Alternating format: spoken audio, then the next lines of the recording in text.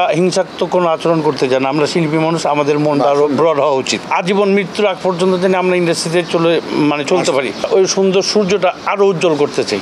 আমার একটাই কথা হচ্ছে যে আমরা বিগত সময় যে সমস্যাগুলো সৃষ্টি হয়েছে সেই সমস্যাগুলোর মধ্যে যেতে চাই না, কিংবা হিংসাত্মক কোনো আচরণ করতে চাই না। আমরা শিল্পী মানুষ, আমাদের মনটা আরো ব্রড হওয়া উচিত। আমরা সাদাকে সাদা বলতে চাই, কালোকে কালোই বলতে চাই, সেটা ক্ষমতায় থাকি আর না থাকি।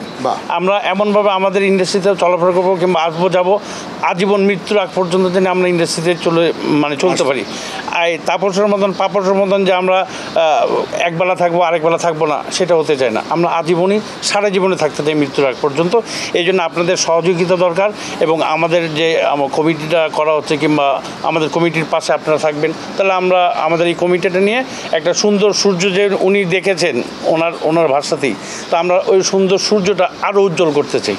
আমাদের এই চলচ্চিত্রটা আরও এক ধাপ এগিয়ে নিয়ে যেতে চাই। যদি আপনার সাথে থাকেন ইনশাল্লাহ আমরা পারবো। আমরা তো রক্ত মাংসে গড়া মানুষ, খুব থাকতেই পারে, কিন্তু আমরা তো খুব ঝাড়িনি, তাই না? আমরা ঝাড়তেও চাই না, কারণ আমরা ন্যায়কে ন্যায়ভাবেই চিন্তা করতে চাই। যেটা ন্যায় ন্যায়, অন্যায় অন্যায়, কিন্তু অন্যায়ের বিরুদ্ধে আমরা যে পারবো না, তো যার জন্য প্রতিবাদ করতে যাইনি।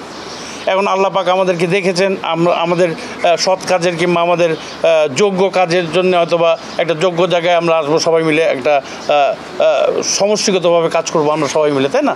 তাহলেই তো আমরা সফলতা অর্জন করব।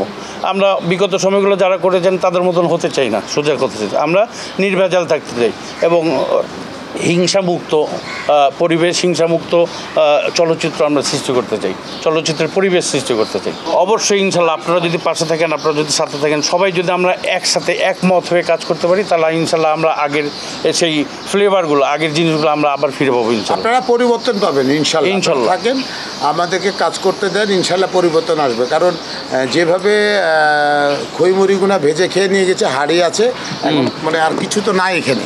এগুলা তৈরি করতে হলে হ্যাঁ, নতুন করে তৈরি করতে হলে সবাইকে লাগবে। মেহেদী ভাই সাপোর্ট করলেন, থ্যাংক ইউ।